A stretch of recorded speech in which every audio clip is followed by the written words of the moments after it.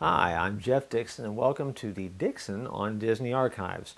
These are not official Disney archives or not affiliated with Walt Disney Company in any way, but what it is stuff that I have collected, purchased, been given, um, and as time has gone by with the release of the novels and the Disney books that take place in the park that are nonfiction, folks have seen fit to kind of share treasures that they find with me. And a lot of these things have ended up some ways in some of the books and things like that. They're just stuff that I've been collecting now for a number of years as a big Disney fan. You're watching this probably because either you've read the novels or you're just a Disney nut, a Disney fan, and you just like to see Disney stuff. And so the point is not to show off what I've got in the office, in my archives, but it is to kind of show you some stuff that is Disney collectible stuff, old or new, and then, think a little bit about what you're seeing. Today I want to pull something off the shelf here that maybe you've seen before. It is Mickey's hands, as you can see, and they are holding what is the globe. It's the world, obviously with the Epcot logo on it, and it says celebrating the future hand in hand. This goes back to the celebration as a new millennium began out at Epcot in the year 2000. Now, if you were around or you got to Disney during that time, they had a celebration of the nations, and of course, they had a parade that they did, and they made a really big deal about 1999 ending and the year 2000 beginning, and they took really, I think, if I'm remembering correctly off the top of my head, about 18 months to celebrate the beginning and the arrival of the year 2000 in this new era. And if you think about Epcot as a futuristic place or a place with a look toward the future, what a better time, what a better backdrop to have celebrations and things that are there. And so it was a cool time to visit the park, and a lot of collectibles came out during that time. One of the things that I like, and I'm sure you'll see a lot in the days ahead, is I like wristwatches. I like to collect watches. And so this is what this is. This is actually a watch, and if you open it up and look inside, this actually is a collectible. Contains and holds its value from the standpoint that the watch that came in it is still there, and it's a watch. Actually is a recreation of the globe itself in the hands, and has the logo and all those kind of things. And I also managed to keep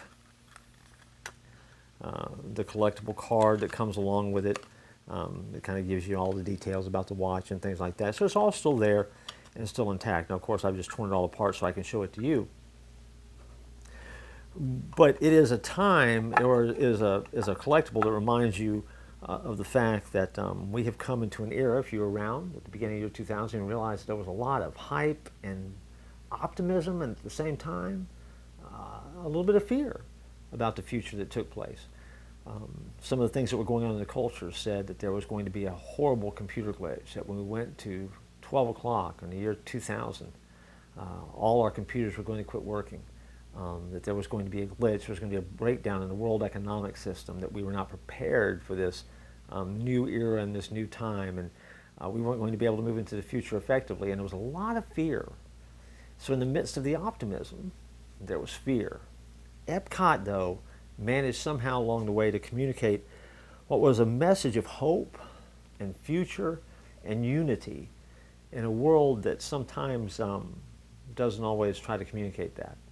And that was one of the fun things about the celebration. It was an exciting time to see the parade. It was an exciting time to think about the future. One of those times where you very much could believe that Walt Disney would love this era of history. Well, we all found out that a lot of the hype and hysteria about the things that could go wrong as the clock ticked from 1999 to the year 2000, most of the bad things didn't happen. As a matter of fact, the only thing that happened for most people is they got another year older. Maybe they went to bed too late, but they got up next morning and they found out that the 2000s looked a whole lot like the 1990s. And a whole lot hadn't changed. The stuff that they were most afraid of never took place. And I want you to think about that as you think about the future. Epcot is one of those places that it's real easy to think and dream about the future. And I don't know what you think about your future, and I don't know what you think about the world that we live in, but I do know this. You can either approach life with a glass half full or half empty approach. But at the end of the day, I tend to look that the glass is half full, and that so many things are on the horizon. So many good things are on the horizon, things that we have to look forward to. So when you think about your future, think about it with optimism and hope. Could anything go wrong? Sure it could. Will a lot go wrong? It might. But here's the flip side of that. A lot is going to go right. And it's going to be better than you think. And usually it's not going to be as bad as you think. And a lot of it has to do with the attitude and the way that you approach it. Approach it with faith.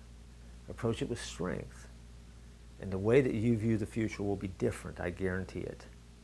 And not only will the way that you view the future be different, but the way that you inspire others to face the future will be different as well.